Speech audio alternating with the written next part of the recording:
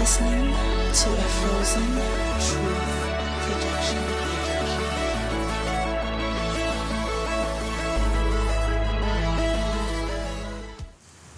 All right, and this is the first episode of something that is brand new, that's something that's amazing that is going to happen. I need to give a little bit of a backstory because I'm sitting here with my college professor of many courses, actually, the one and only Mr. Morris Nelms from Texas State University. And I needed to kind of give a backstory about how this came to be. You are my freshman university seminar professor. That's right. I remember that. And in that, you taught a book and presented a book, Tuesdays with Maury. Yes. And I remember sitting in that class, all 200 of us or so, and I have to say something very sadly, embarrassingly true. And you may or may not remember this. Your class is the only class I've ever failed. Okay, maybe I got to you in a way that the other teachers didn't. Not at all. It was just the simple me not paying attention as a freshman, and I didn't do the right assignment. Oh! It was the only class. My class was the only one you ever failed. Yeah, it was the only class I ever failed. Yeah. Okay. And it's always funny. It's like with this class, with Tuesdays with Maury and Morris Nelms, and I love the professor, and I'm like, I didn't do what? And it was a project, or we only had like two major assignments. One was a book report in a way. I remember that class. Yeah. And so you weren't the only one. Somebody else missed it entirely. Yeah. And so I wasn't plugged in. But I tell that story with some of my greatest successes are coming out of my greatest failures, and still the impact you had on me as a student. Like, I don't even care if I failed. That was a good class. That's a good guy. Like, I was signing up for your Intro to Fine Arts class. I was signing up for Jazz Combo. If I had an opportunity to learn from Morris Nelms, I was grateful to experience that at Texas State. And so we've seen each other a couple of times and even played together as musicians. So I'm very grateful to that. And so I got to tell you this backstory. This is the greatest thing. So this is what really got me. And not only did I fail your class, but it was the Intro to Fine Arts class. It's the first day. And I was telling my buddy, watch this. This guy is pretty good. And so you walk in, it's the recital hall, you put a projector up, you put up your folders, and you just sort of say intro to Greek mythology, Egyptian, American history, or something like that. You have like 9 or 12 different subjects that you said, we're going to cover this throughout the semester, but you can choose when. So yeah, I remember doing it. That was fun to do it like that. Oh man, we were like, okay, Greek mythology for 800, Morris, and and so you opened up the folder and you go, and I said, oh, you got me hooked. Any person that can just go, I don't care how many years you may have taught this, but to have that confidence and I would say ebb and flow with the engagement of your students. Oh, that gave that. I don't think I've ever told you this. I think that's really what pinged me to want to pursue education. Wow. As an educator, to approach it that way, to be so confident about your content. Oh, pick one. We'll talk about it. And I know that this lecture, this engagement will satisfy today's need. And so, I mean, we would go through the material, then you just go to a next one, not even knowing what you may or may not teach. And I think that's made it so exciting for you. So I wanted to say that to your face, on camera, on microphone, on record, to say, you changed my life. You did change my life with what we've been through, and so I took that to heart. And so my last little setup for this series is, as Tuesdays with Maury was a sort of young to it's more seasoned conversation about life and things that we observe. I now sit in this space myself. We have now almost walked around life together for 20 years. Yeah. And that's true. And we've seen successes and failures and highs and lows as observers in a way, even through social media.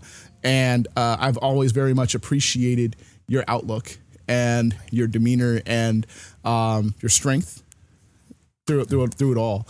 And so I'm like, before the time is not available, I've got to sit down and have Tuesdays with Morris. Okay. Thank you very much.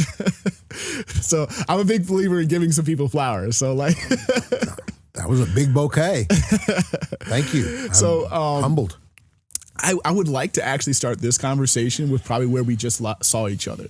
We just sat at the first official Butch Miles Jazz Festival, hosted by Texas State University Music Department jazz faculty, and it was incredible. It was Agreed. incredible, and I was laughing in a way because in a giant auditorium of maybe 800 people, there were times where you and I were the only ones that just seemed to light up a different way with the music. What were your thoughts? What can you describe how you were thinking, what you were going with, what you experienced in that time? Well, it was the Texas State student band, Yes. the top student band, and they were fine. They were very good. In fact, some excellent soloists in that band. The difference when Greg Fields sat down to the drums, Oh man, because he actually played with Count Basie. yeah, And as soon as he started to play, there was just something different about it. right. And this is not to disparage any of the other drummers there, because Robert Boone, the other drummer, extremely competent. And one of the things that was most wonderful was watching the two of them play together and seeing them hit everything precisely together. And a drummer, as a drummer, you know that's very hard to do. And they look like two tap dancers up there. Yes. You know? But even so, there was something in Greg that was just like exuberant spirit, knowledge, authority. When he played, it was just like, yeah. And having been blessed to see Count Basie with Count Basie at the helm 3 times, I have an idea of what that is. Although I don't know if I can put it exactly into words, although Basie's band with Basie at the helm was very elegant and very joyful, and grooved as hard as anything I've ever heard. Mm-hmm. When he left and transitioned, died, the band was still excellent, but never quite the same. The latest version of it with Scotty Barnard and with Robert Boone is as close to the band with Basie as I've heard. And I've heard the band now, I think, 7 times. Mm-hmm. So, you know. So that was one of the things that just really lit me up. That and the,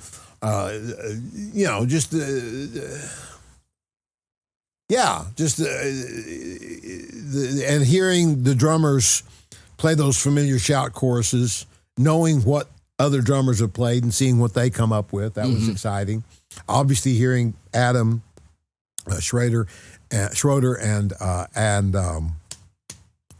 Doug Lawrence play saxophone. Right. You know, but then also some of the soloists, the trombone player especially, the first trombone soloist, was really strong. And, you know, I can't remember his name. I'm sorry. Oh, they were excellent. They were excellent. It was absolutely. I took my buddy who actually plays with me here at church, and I said I needed you to experience what I've seen, and what hit me, I think, being a student of Butch Miles, having heard the articulation that he taught me with, and then, as technically Butch is not present physically, you almost heard that relived when Greg hit the drums. That, I think, is probably that connectivity space. Like, I have a brother and a sister, and if I haven't been around my parents, sometimes I call them because they sound like them. Oh, sure. You know, or there's one time I even just would say I was in Baltimore visiting my uncle when I was a young kid, and we were gone for like a week and a half. But that's why I was missing my dad. I was maybe no more than 10. And so my uncle, who's actually bigger than my dad, is about 6'7", 350 pounds. But I gave him a hug, but then I melted in his arms because you felt like my dad, you know? And when Greg hit and approached the drums, like I said, the articulation, the intonation, literally with the sticks. And I was laughing. I'm like, I wanted to see some nylon tip sticks because that would also include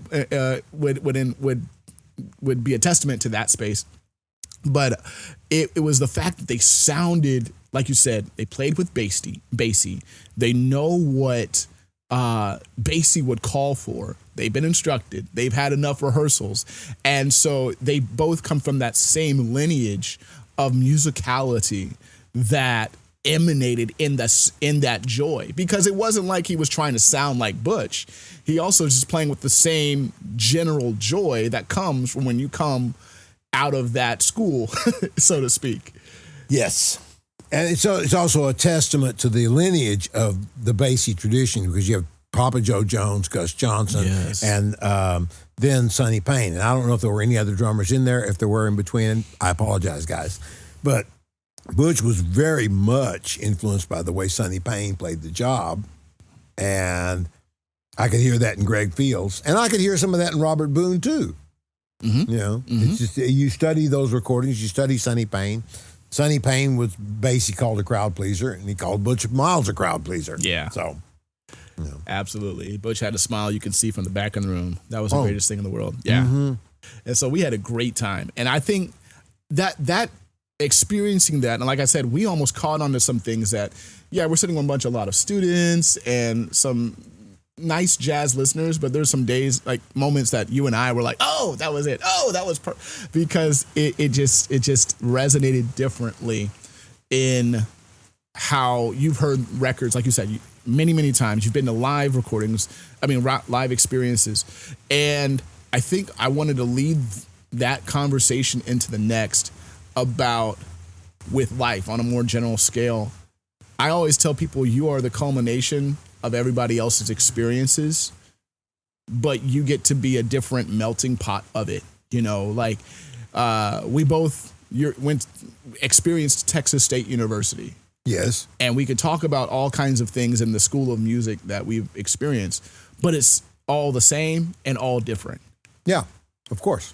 So I wanted to lean into the space of like, for everybody that's listening, this is the greatest thing in the world. You got a younger black man and an older white man in life, when sometimes people do not know how to put that together lately.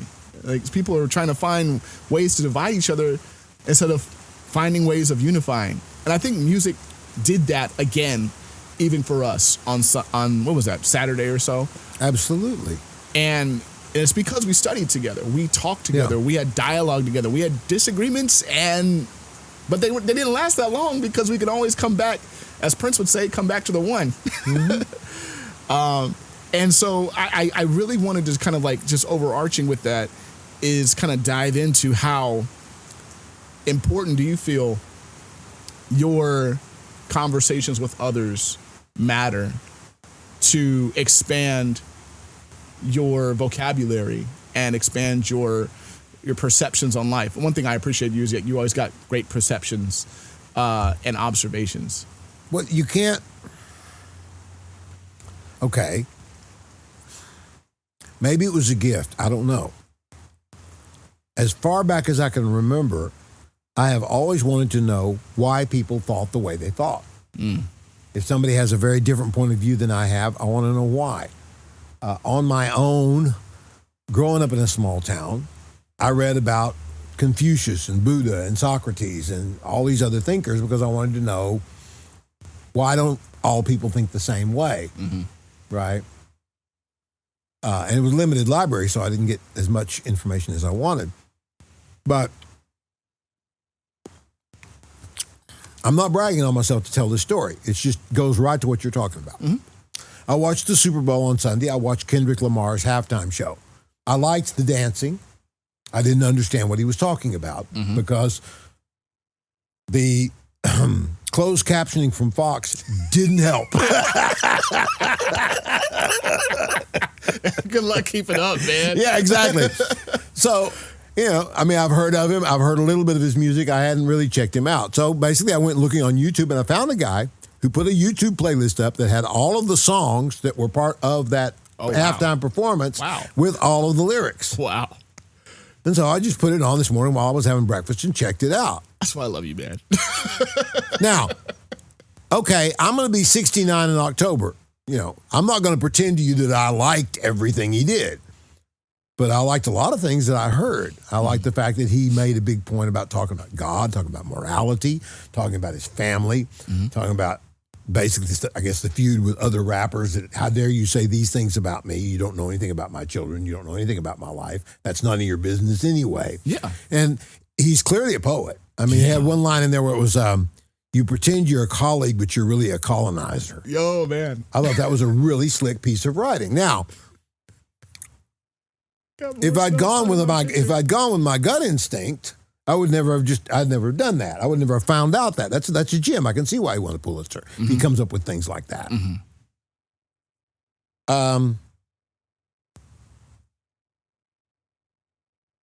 It's easy to do this.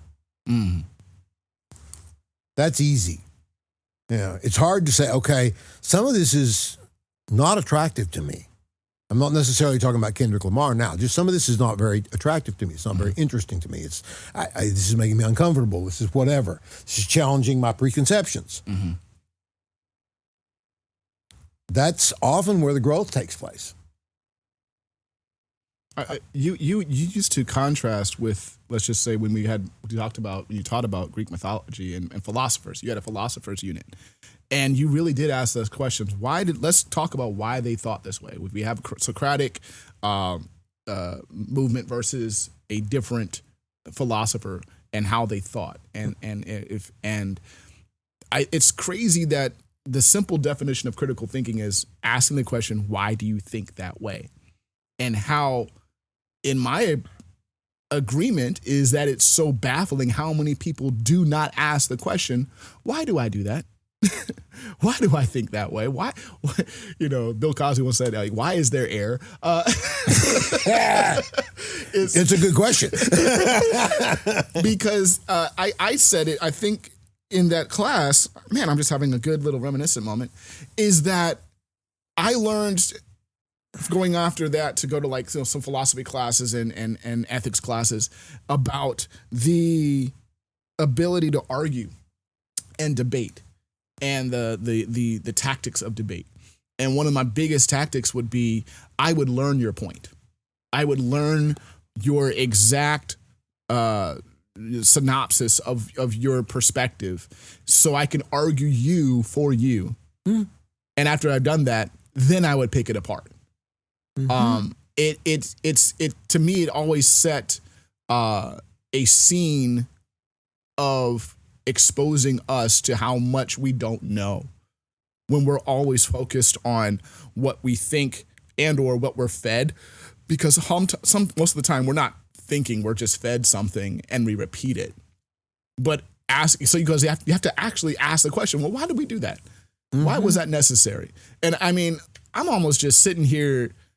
My day was made just hearing that Morris Nelms put on Kendrick Lamar in the morning, just to be like, well, what did I miss? What did I not fully get in the time? Because a lot of people will write it off. They're like, that's not music. And I even speak from a recording standpoint.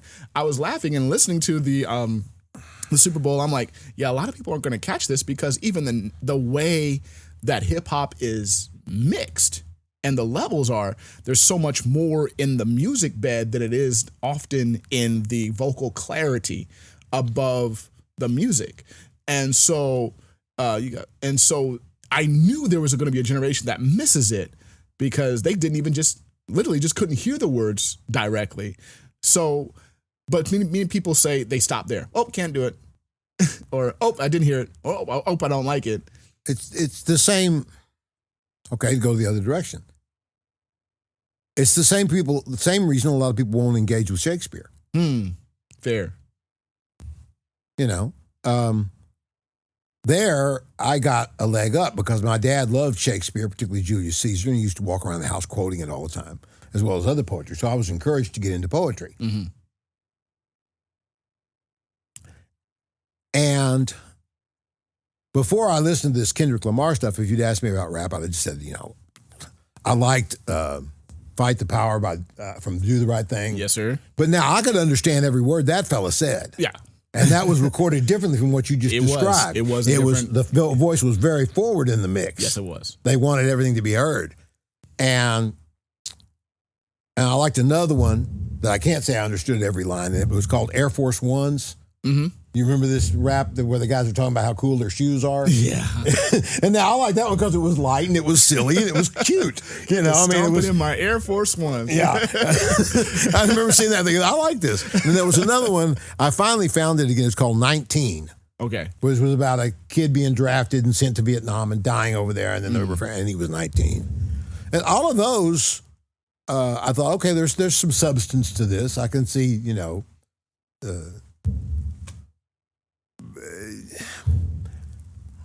part of the problem, the generational divide, is that up until probably the advent of rap, hip hop, whatever you want to say, the people like to say that, the Sugar Hill Gang? Yeah. The Sugar Hill Gang and Blondie, they both that rap became a mainstream thing and became a thing that existed in the pop marketplace about that time. Up until that time, and now we're not just talking about pop music in America, we're talking about classical music, period. Melody's here, and everything else that's supportive is down here. Right. And what you're talking about with hip hop is melody may not even be a hugely present concern. It's there.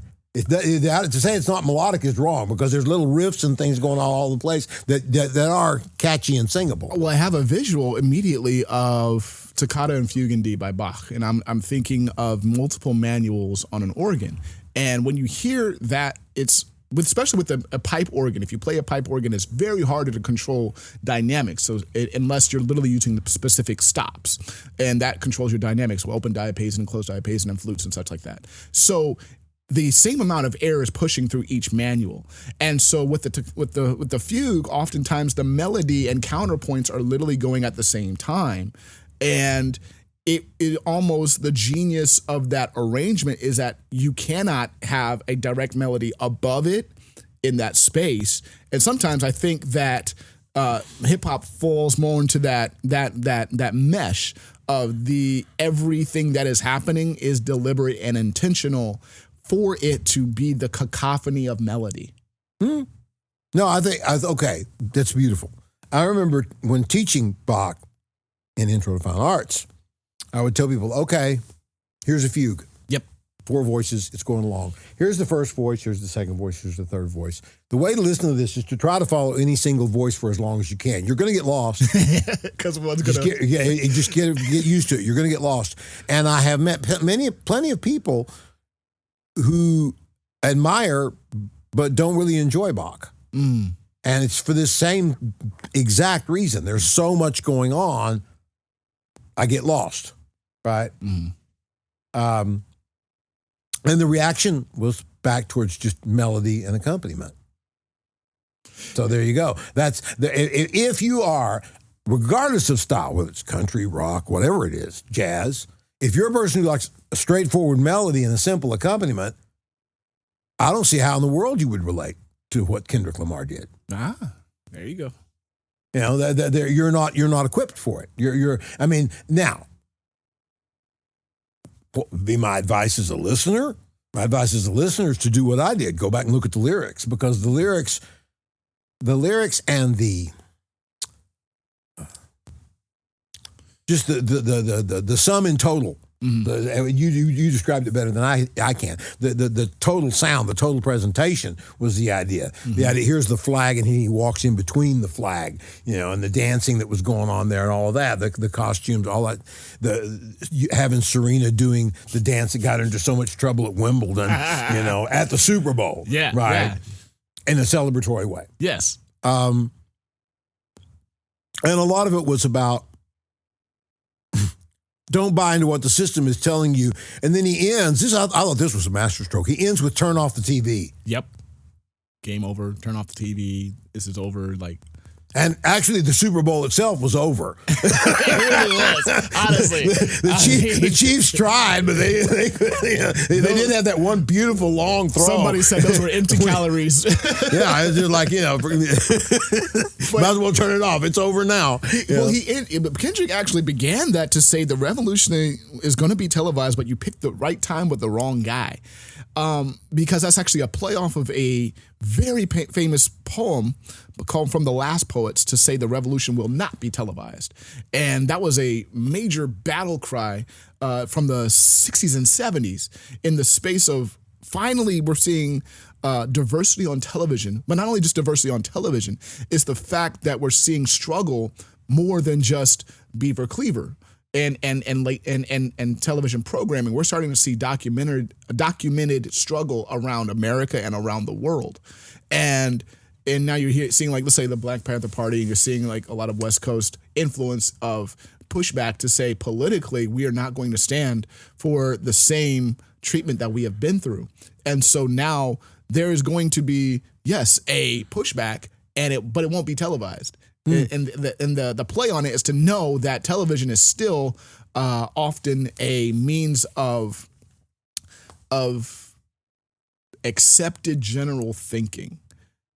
And so with that, when Kendrick says, I'm about to not do what you thought I'm about to do, because he has a lot of other hits that he could have performed and that were more mainstream that could be easier to follow. He literally chose to do everything that's not that, and to even include his most controversial incendiary space, because he also knows he's going to face a lawsuit from that rapper that he mentioned by name. It's not even you alluded to it. You said he looked into the camera and said hi. Somebody even pointed out, I saw somebody pointed out that he wore a little A. A little A, man. Which is, in music, a traditional way of writing chords, if you write a capital A, that's A major, do, mi, so. And if you write, and I'm not saying that that's A, C, and E, or C sharp. And if you write a small a, that's A minor, do, me, so, or la, do, me, la, do, mi, sorry. So. that kind of musical jab, even a musical jab of vocabulary is just, right. That's what I'm saying. It's for anybody who doesn't know, the fact there's a feud between Lamar and Drake has been accused of, I have no idea where it's the legal ramifications of it all. He's been accused of pedophilia and an underage child. I mean, it's like if he's wearing a necklace with a small A on it, that. Man. Did he intend that? If, as you say, when people put together hip-hop recordings, every small nugget of music is arranged with intention, how would he not wear that necklace knowing that too? Because he's a true, that's also the conversation, is that the fact that Kendrick Lamar himself is literally true to the creativity and the lineage of hip-hop. Because producers and artists, they would often lament from the early 90s because of the limited technology to actually produce these hip hop records. If you had a DJ who would literally create a loop from two duplicate records, but that would be on one track or two potentially, and they only had 8 tracks to deal with. With their music programmer. So it's like, if you're going to choose this kick or this snare or this hi-hat sound, this needs to make sense, because we're not in the age of I have 1,000 tracks, Jacob Collier, and he's brilliant though. Oh my gosh, he's a savant. But so it had to be so incredibly intentional for the move of that record. And so in keeping that, whatever you say, you are saying or doing on purpose. There are no takebacks. There are no, maybe I like that, maybe I don't, or let me get to the next thing, because that was a generation of hip hop that fell into pop music. And I even just lament about it, because there's this era of what we call mumble rap, where literally you thought you didn't hear what Kendrick said. There's literally songs that said lifestyle, and I'm like, you don't know what you said. Did they give you a lyric sheet? I still don't know what he said. That lyric sheet is written in doctor handwriting, because he doesn't know what he said. Like, I know you didn't say. Oh my English. God, that's so funny. I got to play with a guitar player, Mitch Watkins. He's still in Austin, and he played with the guy who wrote Hallelujah. I heard the secret. What's that guy's name? Ben Folds. No, That guy? No, I've been Folds. Leonard Cohen. That one. Yes. Leonard Cohen. Okay. And A lot of hallelujahs out there. I only learned, I had the piano, this piano gig, solo piano and sometimes duo piano with, so I would, this one guy came in all the time and he wanted to hear hallelujah. So I said, okay, fine. He tips me all the time, so I'll learn it for him. And also that was another thing about, you were talking about being open. I learned things by getting my fingers into music that I thought I wasn't interested in to see if there was a way I could tweak it and make it interesting to me. Yes, sir. And that's a challenge I know a lot of musicians are not willing to take either. Right? So anyway, so I looked at this tune and I figured out I figured out the chords I wanted to play and I figured out the lyrics and all that. And I learned it. And I got to run it by Mitch Watkins and he said, yeah, those are the same chords Leonard plays. And we did it and had fun. And then I said to him, I really don't know what the point of these lyrics are. And he said, I'm not sure Leonard does. He said Leonard had like yellow pads, legal pads, right? And he'd written, I think, 27 different verses to this song. And just picked one or two. Yeah, exactly. So it's, There's no, this is not leading to this. I think, I want to say it was Sting, potentially, who said, we've seen the death of the bridge because the bridge used to unlock what the song meant. Because he was talking about under pressure. Well, there was a bridge, not just the original lyric under pressure. Just keep that. So there was an understanding of what unlocked it or where. But even back to my previous point, the artistic stylistic expression, even in mumble. I mean, there's literally an artist mumbles. Okay, with his please tell me his name. Clark Terry, yeah, and so there's scatting, there's mumbling that's done on artistic purpose, but when there is too much of an emphasis on cultural lyrical expression, that then you're trying to, I think people have pulled down that value. Because I think the biggest punch in a way of hip hop was its poetic expression, beyond the sonic qualities of all the bass and all of the music that we find in the arrangement, is the lyrical expression of how you can. I like how you said, I can print Lamar's lyrics and be like, wow, this man has something to say. And to me, I always resonate that same way. Because half the time, and I'm just gonna kind of open this floodgate, is that I was always told how black I was or wasn't in so many different spaces. Musically, I grew up in an area that was predominantly white, and then I went to church that was predominantly black. I grew up in the full suburbs, and I went to church in the ghetto, like on the weekends. And I was always telling what I wasn't based off even my music choices. You're black. You don't listen to country. You're oh wow. And then if you're black, you don't listen to the right hip hop. I'm like, what do you mean the right hip hop? I don't want to listen to your mainstream because I actually know what they're saying, and that made no sense. And so, but even to that point, let's just saying I figured out why people do what they did. I love doing my homework about where country music came from. And or the cowboys and cowhands and the vaqueros that actually did the work, and their folklore and their folk songs. And when after 20 years of my silence and I did my homework in history, I'm like, unfortunately, that was the most, let's just say it, colonized expression of music ever, because when they then come back and push back on Beyonce to say, you are not country, I'm like, can you express word for word, no music allowed, whether or not this lyric is or isn't country compared to honky tonk badonkadonk?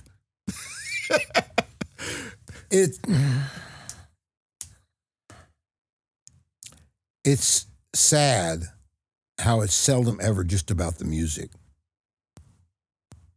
It's about politics, it's about money, it's about pigmentation. I remember an interview with Maurice White of Earth, Wind and Fire. Yeah. And of course, their harmony was spectacular. Absolutely. And he said, why do you think black people don't listen to the Beatles? Now, if you think about there's a recording by the Beatles where they sing the thing, "Because the World is Round, It Turns Me On." You listen to the harmony in that, it's incredible. I can see very much why Maurice White would be intrigued by that and why he would listen to that. And I was glad he said it. Most musicians that I've met are sponges. There's a story about Rahsaan Roland Kirk. Fantastic musician. He could play 3 saxophones at the same time. Yeah. And he had this one saxophone that he made out of 2 saxophones. And he could play like big band things on it. He was a ridiculous musician. Played flute. He could play flute, transverse flute, and nose flute at the same time. Oh my God.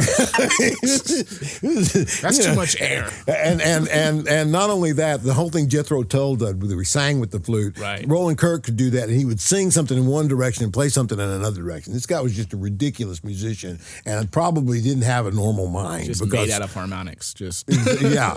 Somebody went over to see him one time, and they said he was working on an arrangement and playing something on the horn and listening to the television and listening to a recording. And over once in a while, he'd go over and play some chords on the piano. And somebody checked him, and he could keep up with all of those things. Mm-hmm. Mm-hmm. So what's that guy not going to listen to? You know? Well, and okay, I'll give you another from a totally. This is an instance that just came to me. Yeah. Glenn Gould, one of the most famous classical pianists of all time. Right. Very, very eccentric. Very, very good. Loved Petula Clark. Loved Barbara Streisand. Loved big band music. Now, he didn't play any of that music, but it's all there in who he is. Mm-hmm. And in his treatment of music, I hear a rhythmic attitude that I think is informed more by those choices than it is by what he got from classical music, because he brings a rhythmic precision to it. So, you know, it's the people who sell music who are most interested in defining it so they can point the material they want to sell at a certain demographic. Thank you. That's exactly where I was about to sort of like, it's this seller-consumer aspect of music that always wants to wring the vine dry. If they find a space, like I remember the technological debate of Napster and LimeWire and downloading and streaming, what that was. And I've always had my own little musical Nostradamus about it, to say they will never let it happen until they get paid off of it. So the companies are going to sue. And threaten that they're gonna take your stuff, and until they devise a way that they can make the money off of it, then they will not legalize it. And that's always just the consistent space of overarching politics, because that's why it literally happened in America. We were hearing the conversation about legalizing cannabis or CBD or hemp and THC. Essentially, I said it won't happen until they can legalize it. I mean, they can get taxes off of it. Same with prohibition. It's got to be taxable. It's got to be measurable. Exactly. And prohibition, the same thing. Everything is always within however we get our cut. I just need to wet my beak, and then you can do it. Mm-hmm. And so that often is, we're seeing that often as a big overarching bubble, but no one sees that often in their small, still large, music market, because whoever is the executive of the, I'm going to go back there, country label, they will keep defining what was selling. And so as long as this is what was selling, they will not, they coach the artist, they tell the artist what they can and cannot say, or what they will and will not release. We've seen artists squashed and silenced, essentially, because they wanted to create different music. There was a pop artist, her name was Kesha. Mm-hmm, I remember the name. And how she was essentially, I don't even want to know, I don't even have a word to describe what they did to her when she decided as an artist she wanted to make different music from the pop hits that she was kind of cranking out. And so they put her under a rock and then let her almost just dry out as a person. And because there was this era from the 2000s to about 2019 or so of consistent pop dance kind of music era. And she was a big player in that. but it wasn't so much her, but more of whoever was defining and selling that. And so oftentimes, I just speak as a musician, we keep letting the uncultured consumer dictate our creativity. And so oftentimes, like if you sit down and like, I know if I sit at a piano and I'm thinking, I want to express myself, but then you have in the back of your mind some sort of, oh man, like this, like I'm back almost in class of you need to do AABA format, or you need to do this kind of resolution format. Like, and there needs to be this kind of formula within your creativity so that it is acceptable to those who perceive it. But my biggest argument sometimes will be Thelonious Monk, who never seemed to create for anybody else but him, and his dissonance and his chords that made no sense to the average consumer, but it made perfect sense to those who wanted to hear something different and new. And he would dance to it. Like I remember this is fun going back in time with you. It's like you would play a video of Thelonious Monk literally playing two chords or a couple ding ding dings and get up and dance because he enjoyed his music and enjoyed the space. I don't have to write everything. This is I don't have to do. He's probably one of the greatest jumbled minds in what you said, almost like Greg Gould, of how he has all this going on and is not catering to the simple experience of the original consumer. He famously said, people will tell you have to play what they want to hear, what audiences want to hear. He says, I say play the way you play and let them catch up, even if it takes them 20 years. Yes. And that's exactly what happened with him. It took 20 years for people to catch up. Right. Because he was working as a journeyman musician, sideman, in the 40s. Coleman Hawkins heard him and liked what he heard. Randy Weston, who later became a good friend of his, heard him and said, I don't get it. Mm. And he went and kept going and checking him out and then started hanging out with him and realized, okay. And then he became essentially one of the pianists who most reflects his influence, right? So he started off by like, I don't get it, but he kept going. He realized there was something here I've got to keep grappling with, and so he kept grappling with it.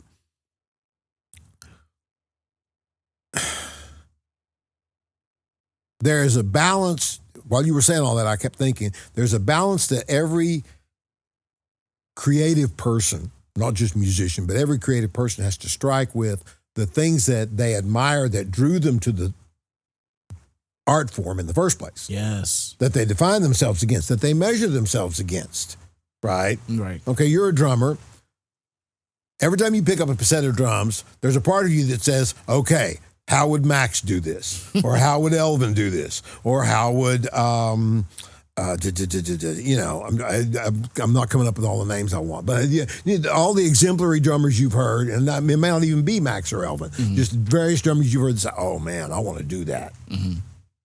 Right. For me, there's one guy I saw with Dexter Gordon, Kirk Lightsey. I remember watching him and thinking, I want to do that. I don't care what it takes. I don't care if anybody likes it or not. I want to do that. So there's always this balance between, okay, well, that really wasn't nearly anything like what Kirk Lightsey would do. Okay, well, wait a minute. At some point, what about what you have to say? Right? You're not Kirk Lightsey. Right? I'm not Kirk Lightsey. That's what I mean. Right? You're not Kirk Lightsey either. But I'll take it too. I don't think anybody was Kirk either. So. Right. But in any case, okay, at some point, Clark Terry used to say, you imitate, you assimilate, and then you innovate. And by that, and these terms are really more personal in my estimation than they are in terms of like your impact more on like a pyramid perspective. Exactly. Yeah. In other words, it's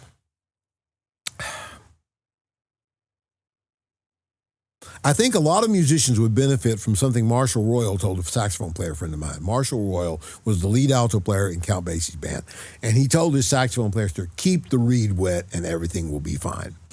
Okay. In other words, I see a lot of people is like, well, I'm not doing this. I'm not playing for the venues of these. It's like, wait a minute. Whoa. Why are you worried about the size of the audience or the size of the compensation beyond a certain point? I mean, obviously, you should be paid enough that you're not insulted. But if you're getting to do it and you're getting paid for it, then rather than worrying about, well, I used to be over here, or I could be over here, or I should be over here, why not let the joy of the creation be the sustaining idea? Right. Yeah, and I think that's what the people who are marketing music, the people who are promoting music, the people who are managing artists, they run that game on the people in the industry. Mm-hmm. You know, the people that we see on the radio, that we see on television, hear on the radio, you know, that hear on streaming services, et cetera, the people who are really famous, they're dealing with pressures that I'll be quite honest, I don't think I would want anything to do with it. Right. Right. You know, you know. That's why I even I pray for him, or even like Kanye, the way his success created this almost like you get up here and then you just spiral up at the top. It was psychological pressure of all of that recreation and or innovation that it's hard to do if you have everything else going on. But I even thought about, I'm just in a time machine going back to Texas State. So theory 1, theory 2, theory 3. And I remember I had my professor, Charles Ditto, for at least theory 2 on. And in theory 3, we're learning all of this. We're getting to the end of the book. We're like, wow, this is a lot. And so theory 4, he's like, all right, I'll see you at theory 4. And I'm like, okay, is there another book that we're going to learn? He's like, okay, that book that we learned last semester? Yeah, throw it away. What? And so we've gotten past the participate and then imitate, then assimilate. Now we're in the innovate. And so everything you learned, all your rules, was just for the fact that you could now throw all your rules away. Because the only way you're going to ever create anything, because our main goal was to create original works and create original space, like works within, let's make an atonal creation. And that's it. Like, he would just let it be open for your creativity and using everything that you've used, but also be fair to enough to be able to describe what rule you are breaking. Like, you couldn't use parallel fifths, but now you can. And now I can say I am using parallel fifths. And I know what that does. And I know what that's doing. And I think part of that creative aspect, and I'm even rejoicing with this right now, is even in this, I'm taking my personal privilege to try to create in this space of even podcasting or expressing this way, is because I've always believed that we have things that we can express, but I've always been told by other people who I am and what I should be doing. And I have known and appreciated that the Lord has blessed me with many gifts. And it is so important that those gifts need to be opened. Some gifts are still stuck under the Christmas tree because we have been told that this should not happen here or in this time or space or lifetime. And it's often, as a creative person, I don't even think that you need to necessarily qualify yourself as a creative. Sometimes the quote of the day this week was, a creative person is a child who made it. Made it past adulthood. Oh, okay. We're oftentimes, as adults, we're told we cannot act or think or innovate or imagine as a child would normally, freely. We, as a child, and my children are 2 and 4 now, their only job is to play. Play, go play. Like, literally, that's job, play. What do you think? Use your imagination. Let's make stories up, blah, blah, blah, blah. And then after all of that, we by the time they get to high school, this is the story that was written. Now analyze it. This is the story that was written by someone else. And or you write a story that sounds like them, you know? And a lot of people fall off because then they don't know where their own individual voice is valued beyond somebody else's. I'll never be Shakespeare, I'll never be Kendrick, I'll never be this. And so they stop. But then I love this quote, because then if you get to adulthood, or the ages of most people consider adult, and you're still able to innovate and be creative and say, let me do something for me. Let me do something that write a music or a song or a progression, or do something that I am hanging up in my locker hanging up in my hallway. I've painted. I've now been painting with my family and my wife, and we'll do little sort of going to painting with a twist. We will do it at our home, and we have our own little art gallery. That's, I ain't gonna lie, I think it looks pretty good. Well, you've also probably experienced the fact that when you do visual art, all of a sudden you lose track of time. Oh yeah. You say, well, I'm gonna do this for a few minutes, and then you realize, oh, it's been an hour and a half. Mm-hmm. And I've completely disconnected from the flow of time. Right. Which is one of the beautiful things about it that you don't necessarily get with music. Mm-hmm. With music, I know when I'm playing music just about how long I've been playing. I can feel it's half hour. Okay, it's an hour. It's time for a break. Oh, this is going. I can feel that when some people I play with will do an hour and a half set and then take a long break. Well, I can feel when we hit that hour. But with painting, you don't get that, right? And there was something else you said that I wanted to comment on, and then I'm going to have a minute to try to find it. Oh, when I taught Intro to Fine Arts, one of the things I would hear a lot from certain students is they would come and see me, and they would say, well, I'm not creative. I don't understand all this. Eventually, I even started talking about it in my lecture. Everyone is creative. Everyone is creative. You decided what shirt to put on this morning. Mm-hmm. I decided what shirt to put on this morning. That was a creative act, right? You decide what food you're going to eat. That's a creative act. You and I and everyone else gets to make choices every day about how your day's going to go based on essentially decisions that you have to make. Now, some of those decisions may not be as creative as they are pragmatic, but even that's a creative choice. Mm-hmm. I wore warm shoes that I felt would not get cold or wet in this weather because it happens to be raining like crazy outside and there's puddles everywhere. But everyone has a creative streak, and whether or not you indulge it as part of your work is less important than that. I think that you find some place to indulge it because it will keep you young. Mm-hmm. I was thinking with that in my sort of more feely-goody places is that there's trauma associated with creative. There's sometimes creative blockages because of what they've been told wasn't by somebody else. Oh, yeah. I have this reference. I referenced the book of James, and it says, those who read the word but don't do the word is like a person who looks in the mirror but then forgets what they look like. Everything is essentially in our life reinforced.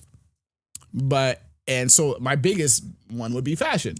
Half the time you made a creative choice. I'm going to do this with my hair or whatever. I'm going to wear this shirt. As a kid, you just go on and put on anything in your closet. You're creative.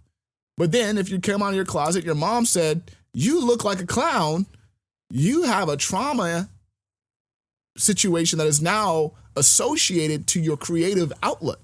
So now that's happened so long ago or so often that you associate creativity with pain and not expression. So you almost say, I'm not a creative, because really you don't want to be creative because that is associated to a negative outcome. You wore something at school and then kids bullied you. You had a great time until everybody said something. And so but the reverse was that's why I'm laughing that some trends are literally coming back into play that were from the 90s or something like that. People wearing their shorts or socks a certain way, or just the small things, because somebody else reinforced to say, hey, that's cool versus that's crazy. It could be the same creative choice, but our adolescent minds are often looking for that confirmation. And so if you're always immaturely seeking confirmation for your creativity, you will be pulled back into that adolescent response as well. Yeah. I remember you remind me of either a cartoon or something that I saw once where, back when people were wearing their hair spiked up like this, green and spiky. Yeah, some good And somebody mohawks and stuff. so why are you wearing your hair that way? This is to express my individuality. Oh, like you and the 10,000 other people I see who are doing the same thing.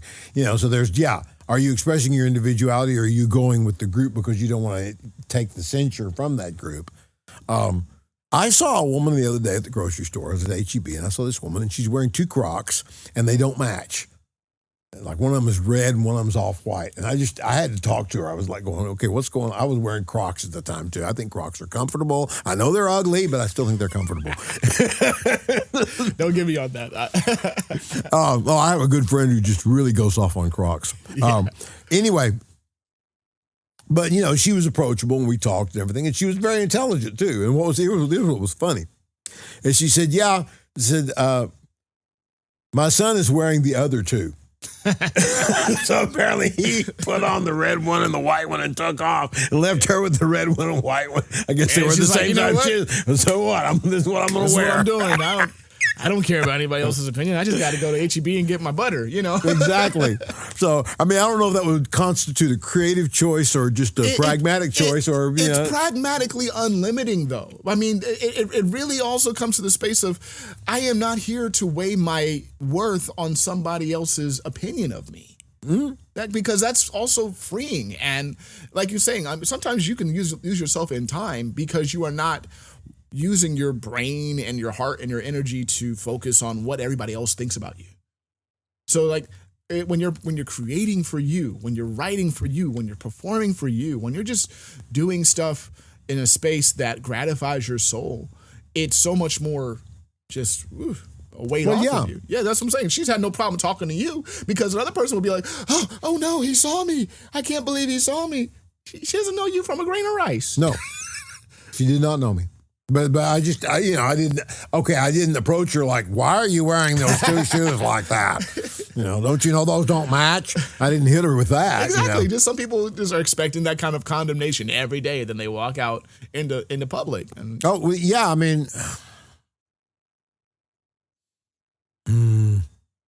was always that weird kid in high school. I remember talking to somebody once about going to see a movie by themselves, and they said they wouldn't do that. And I said, well, why not? Exactly. If you want to see the movie, go see the movie. Boom. Now, for women, it's a little different. Being out at night in certain areas by yourself. Okay, I get it. But in other words, if I want to read this book, I'm going to read it. I don't care what you think. And for me, that even includes material that people say is controversial. I'm going to see, well, what's going on? Is it worth all the hype, or are they just hyping it to hopefully make more money off of it or whatever? Because that makes money too. Mm-hmm. Mm-hmm. Okay, I wouldn't be surprised. I don't know anything about the Lamar Kendrick, thing. But I wouldn't be surprised if part of it wasn't so that both of them get more attention to potentially make more money. Hey. That's a trope that people have been using. Billie Jean King and what's his name? Bobby. I can't remember the other guy's name. He was Bobby Riggs. Bobby Riggs and Billie Jean King. Yeah. Tennis got huge after they did what they did. That's true. Publicity is still publicity. Exactly. Yeah. So when the trad guys and the bop guys were arguing, more people were paying attention to jazz. Excuse me. So that might be part of it too. Who knows? I suppose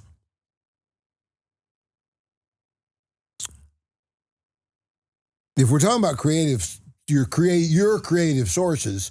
Why do you like them? And what is it about them that you like? And what is it about them that you want in your own creative expression? I guess would be the to me, the final question.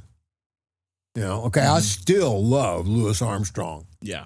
I like his trumpet playing. I like his singing. What do I like about it? Well, I like his time, first of all. His rhythmic thing, his rhythmic ability is amazing.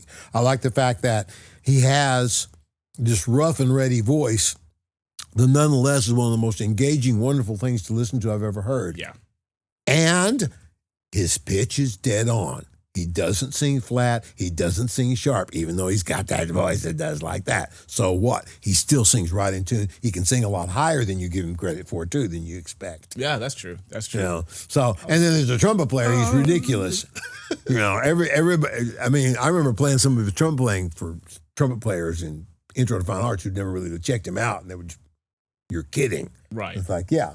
So, you know, and all those things about him, the fact that he manifests this gratitude Yeah.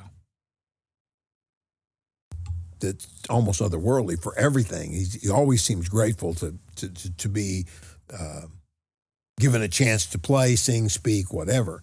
I still think all those things are commendable. I still think that all those things are wonderful. I still go back and look at him and think, wow, how much he gave and how much, you know, yeah, he's one of the people I look to for inspiration to this day. I don't try to sound like him. I don't try to play like him in the sense of being slavishly imitated, but I try to let that spirit inform what I do as much as I can. And then there's other people that are like that too. You know, but I mean, I could talk about that. That the point of me saying that is to say that at a certain point you get comfortable with painting, you know, and you think, well, okay, what do I want to say now? That's when you start thinking about, well, what have other people said? And what speaks to me? How can I grab a piece of what this person did, you know?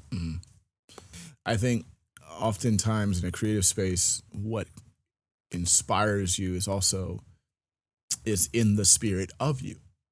Of like, I didn't realize how much I know this should come out of me, but it's really aided by a flavor. It's almost like you're cooking, because cooking is creativity to me. That is true. And so sometimes it's like by adding a new spice or a new element to the dish, you recognize I already had an idea of what I wanted it to be, but this helped make it more real as a pre-existing condition. You know, this spice or this aspect of maybe your heat or something like that. Whatever you're putting into that dish, it existed before you and that dish, but now that you've added it, it helps make the dish. Sometimes those inspirations, I think the flip of it, most people think that the inspiration is the goal or the inspiration is the limit, and they don't see inspiration as it should be in the spirit of you and how it should push you forward into what you originally have within you, and it can add to your vocabulary. So I think, like, when you go back earlier, even with the drummers, like you mentioned the drummers, I can literally hear the phrasings, and I've studied their etudes or I've studied their transcriptions. But that's why even when we watched Robert Boone and Greg Fields, and I know the same sort of mannerisms that they had, is because, yes, we've all studied these drummers, but it's really just a matter of vocabulary, not imitation. And so when you use vocabulary, as Butch would say, you have vocabulary, but how you talk is how you talk. Right. You can't say what I say. And I remember as a student, I'm like, I almost took offense. Like, what do you mean I can't say? I'm gonna play like you. He's like, no. You'll never be able to say what I can say. But you'll have what I said to say what you want to say. Yeah. And that helped calm me down as a young hothead. But then it made so much more sense to be like, number one, I have to make sure I express my own voice. And I was so grateful how a living legend was just so proud of students that would express themselves. Yeah, I gave them vocabulary. Yeah, I gave them what to study. Yeah, I gave them this liturgy of historical fact. But how they used it is not how I would use it. And how they implemented it is not how I use it. And there's nothing wrong with that. Because like that's the other part of creativity, is like, I think some people are always looking for that last confirmation. That best confirmation is you. And to say, I've said what I needed to say. I've done what I needed to do. And, you know, I hear that even from my own pastor. He would say, stand up to be seen, speak up to be heard, sit down to be appreciated. Like, you've said what you need to say. You've done what you need to do. And you don't need to necessarily confirm anything else. If you got through what the Holy Spirit gave to you to say, you don't need to wonder based or grade yourself off of their reactions. Some things they need to get in the next week. Some things they won't get for another 20 years, and the Thelonious Monk prays. And then the other part, what I would also tell people is that if you are always looking to create for others, you haven't created anything.